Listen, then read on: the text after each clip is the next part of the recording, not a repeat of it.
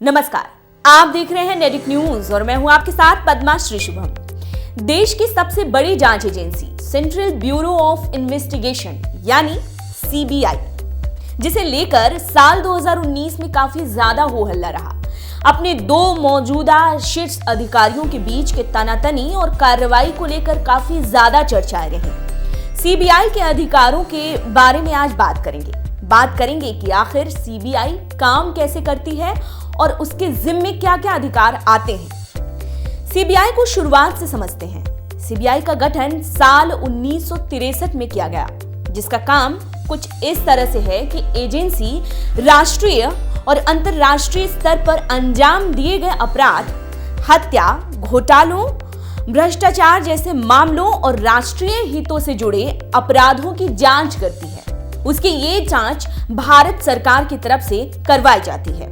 अपराध की जांच करने के लिए सीबीआई के पास डीएसपीई अधिनियम 1946 से कानूनी शक्तियां प्राप्त हैं। गृह मंत्रालय एक प्रस्ताव लेकर आया और तब जाकर इस एजेंसी की स्थापना की गई। 1963 में गृह मंत्रालय के अंतर्गत एजेंसी की स्थापना की गई, पर बाद के समय में इसे कार्मिक मंत्रालय के अंदर स्थानांतरित कर दिया गया, जिसका मुख्यालय नई दिल्ली में है। सीबीआई को जब गठित किया गया तो इन्हें कई भागों में बांटा गया।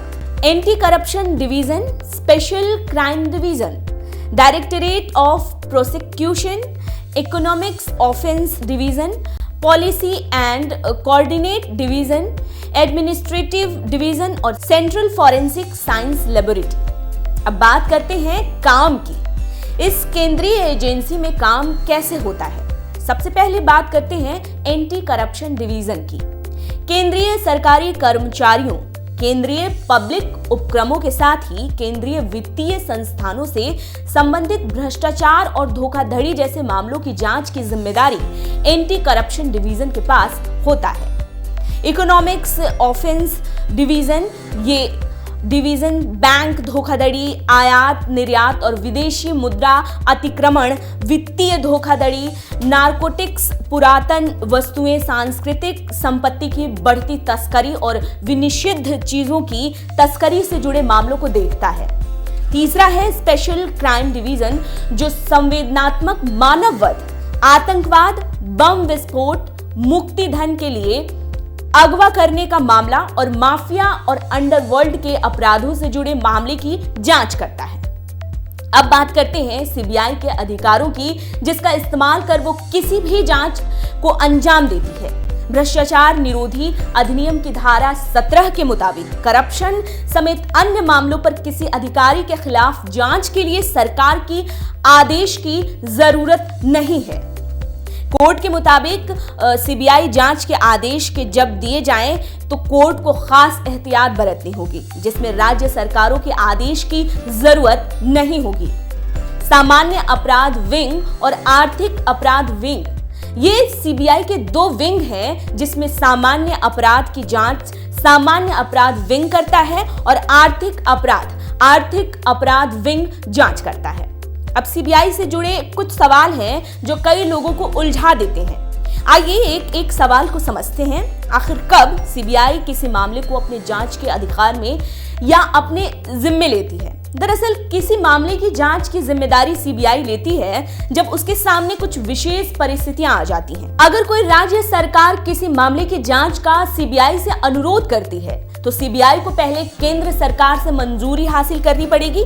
फिर Delhi special police establishment act 1946 के तहत अगर राज्य या केंद्र सरकार सहमत होने की अधिसूचना जारी करे तो सीबीआई मामले की जांच अपने हाथ में लेती है। भारतीय सुप्रीम कोर्ट के अलावा राज्यों के हाई कोर्ट किसी आपराधिक मामले की जांच की जिम्मेदारी सीबीआई को दे सकते हैं, लेकिन एक मजिस्ट्रेट सीबीआई जांच का आदेश नहीं दे सकता। उसके अधिकार क्षेत्र में ये नहीं है। भारत की आधिकारिक इंटरपोल यूनिट के रूप में सीबीआई देश में अपनी सेवाएं देती है। शीर्ष जांच पुलिस एजेंसी के तौर पर इंटरपोल या इसके सदस्य देश के अनुरोध पर किसी मामले की सीबीआई जांच करवा सकती है। सीबीआई निदेशक की नियुक्ति कैसे होती है, इस पर गौर कर लेते हैं। दरअसल एक कमेटी के द्वारा एजेंसी के निदेशक की नियुक्ति की जाती है, जिसमें पीएम, विपक्षी नेता के अलावा देश के चीफ जस्टिस या फिर उन्हीं की सिफारिश पर सुप्रीम कोर्ट के ही एक जज को कमेटी में शामिल किया जाता है। किसी सीबीआई निदेशक को हटाने की प्रक्रिया पर भी गौर करते हैं।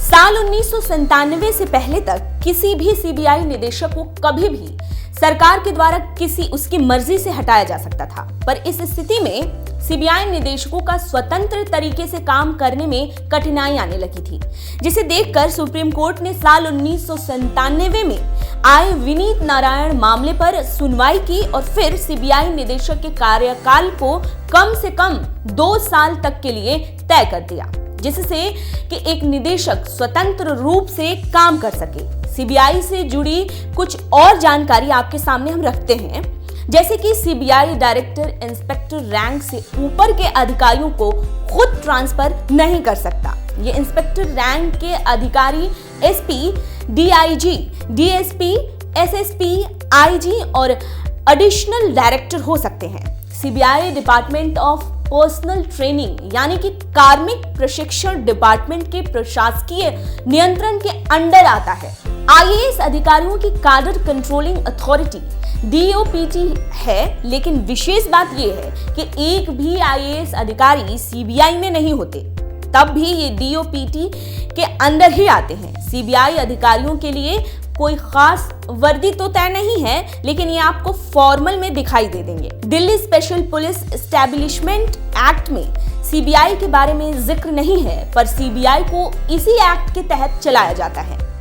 नेडिक न्यूज इन जानकारियों की पुष्टि नहीं करता है, ये जानकारियां अलग अलग स्रोतों से जुटाई गई हैं। अभी के लिए इतना ही। आप देखते रहिए नेडिक न्यूज। आप देख रहे हैं नेडिक न्यूज, साहस सच कहने का।